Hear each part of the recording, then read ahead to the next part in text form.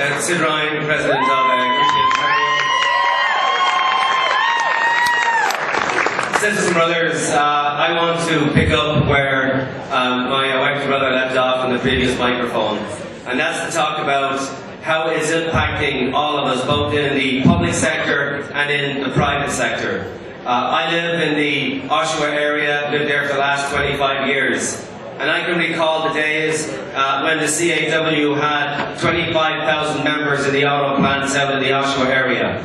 Today, they've got about 5,000, and even if the industry comes back to some degree, you're talking about the maximum number of workers in that plant will be about 3,500. The biggest employer right now in Durham region happens to be the public sector. That's the two nuclear power plants, one in Pickering and one in Darlington. It's the hospitals, it's the long-term care facilities, it's the schools, it's the municipal jobs.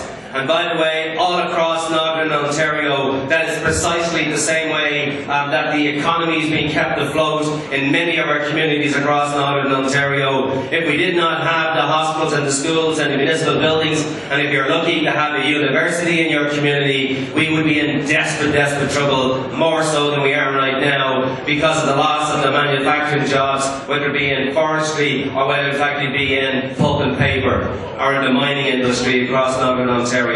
But there is a better way, sisters and brothers, and there is a way forward. We can take a look at what we call the new economies. I was in the Sudbury Council chambers about 18 months ago, and I heard a wonderful idea from the council chambers where a group was making a presentation and said, why can't we have, for example, situated in Sudbury, a college of architecture where we will take a look at developing furniture in Northern Ontario, very much like what happens with the Scandinavian furniture, where it is recognised instantly around the world because of its unique design or the woods that they would use. People can look at that furniture straight away and say that's Scandinavian. Why can't we build that kind of industry in Northern Ontario where we'll say that our furniture products will be noticed around the world and instantly recognised, and we can build an industry instead of shipping our woods out of this country and raw products into other nations around the world. We can put Canadians to work right here in our own communities. And the same thing I've felt in nuclear industry, sisters and brothers.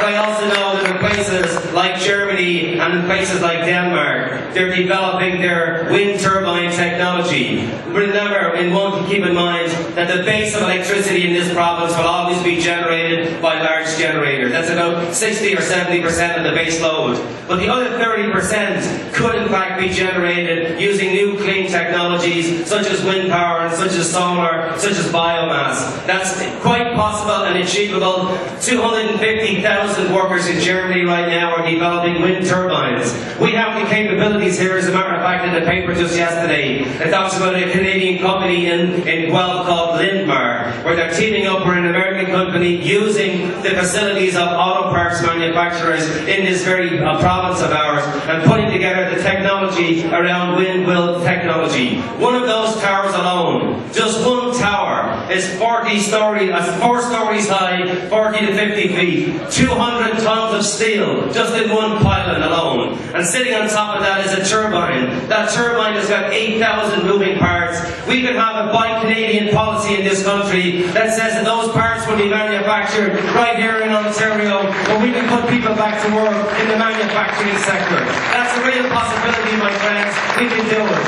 But before we do that, we need to have unity in the labour movement such that we all recognise each other's fights. And I cannot think of two greater fights right now than CF61, where Cadillac Fairview have kicked their members to the side of the street, and also up in Sudbury where we've got Ballyinco, where we've got local 6,500 of the steel workers have been out on strike, and they're being told they'll be kicked to the sidewalk until next spring. The labour movement, sisters and brothers, have got to get in behind those two strikes. They're vitally important to the survival to us, and that we can show the corporate greed that's taking place in their province. I want to finish with this word, my friends, and it comes from a great trade unionist that was born in Ireland. His name is Jim Larkin, and he said to the strikers in 1913, when they were out on strike, 250,000 workers, he said to them, my friends, the bosses only look great and might be because we're on our knees. Isn't it time that we got off our knees, sisters and brothers, take on the corporate sector and say that we're going to build a new economy in this province,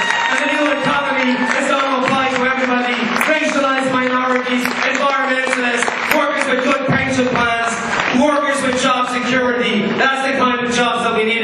future, my friends. We can build that future if we come united out of this convention and save the politicians of every stripe. We demand to have social justice in our communities, and we demand good, clean jobs that everybody has access to, not just the minority of workers. Thank you very much, sisters and brothers. Thank you, brother. Do I see somebody on microphone 6 or 5? Okay, good. Microphone 5.